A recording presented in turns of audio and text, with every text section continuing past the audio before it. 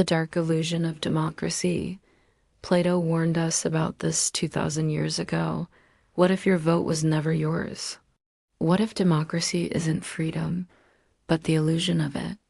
You're told you live in a free society, that your voice matters, that your choices shape the world. But what if the real power lies not in who you vote for, but in who writes the script? Aristotle once said, democracy is when the indigent, and not the men of property, are the rulers. That's not Twitter sarcasm, that's 2,300-year-old truth. But here's the twist, the vote you think empowers you may actually be the tool that controls you. Let's go deeper. Plato, the father of Western philosophy, lived through the collapse of Athens' democracy. But he didn't celebrate democracy. He dissected it, and then he buried a warning, a terrifying truth most people still refuse to hear, because it doesn't just challenge your politics. It challenges your entire identity as a freethinker. Plato feared what happens when liberty becomes lawless, when truth becomes performance, when reason gets murdered by a smiling crowd, because that's exactly what happened. Socrates, a man of logic and uncomfortable truths, was executed, not by a tyrant, but by the people. The mob got a microphone and used it to silence wisdom.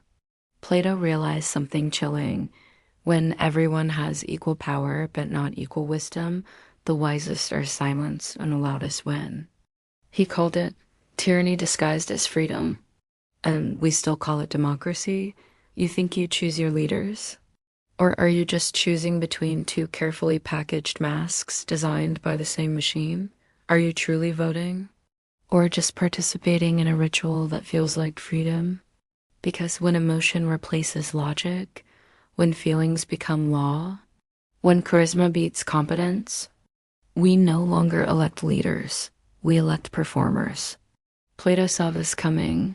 Without algorithms, no social media, no polling data, just one thing. He studied the crowd and saw its shadow. He compared democracy to a ship at sea where every sailor thinks he should be captain, but none know how to read the stars. And when the philosopher finally steps forward, the one who actually knows how to navigate, he's mocked, silenced, ignored. Sound familiar? Today, your fears are tracked. Your outrage is farmed. Your vote? Simulated and predicted before you even cast it. You're not a citizen. You're a data set, an input, a perfectly shaped consumer of carefully curated illusions.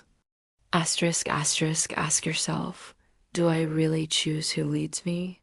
Or do I just choose between two flavors of the same system?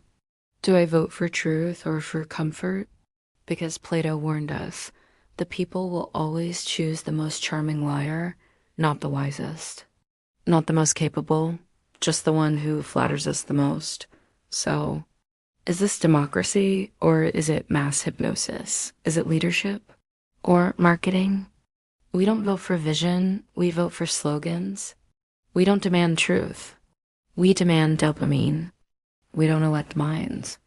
We elect mirrors, people who reflect our feelings back to us. That's not governance, that's consumer psychology. And when truth dies, so does freedom. Plato didn't hate freedom. He feared fake freedom. He didn't reject democracy because he loved tyranny. He rejected it because he respected wisdom and feared what happens when it's ignored. He proposed something radical. Not rule by the mob, not rule by the rich, but rule by the wise. Philosopher kings, leaders trained not in charm but in discipline, not in popularity but in principle, not in performance but in truth. And above all, leaders who didn't crave power, because Plato believed only those who don't want power should be trusted with it. You can't change the algorithms. You can't silence the noise. You can't rewrite the system overnight. But you can do one thing that's far more powerful. You can stop believing the lie. Freedom was never about a ballot. It's about the mind that casts it. And until we reclaim our own thinking, we are not free. We are well-behaved echoes, reacting, riposting, cheering our own cage. So ask yourself, do I think clearly or do I just feel good? Do I choose wisely or do I just choose the most comforting illusion? Do I value truth more than belonging? If you're still here, you've already taken the first step. Now finish it. Comment below. I choose clarity over comfort. Let's see how many of us still think for ourselves. Asterisk, asterisk, and if you're done with illusions, asterisk, asterisk, if you crave deeper conversations. Like, subscribe, and join the thinkers, because the system doesn't fear rebellion. It fears awareness. Asterisk, asterisk, only when wisdom rules can anything else work. Plato asterisk, asterisk. Don't forget to share this with someone who still believes the show is real.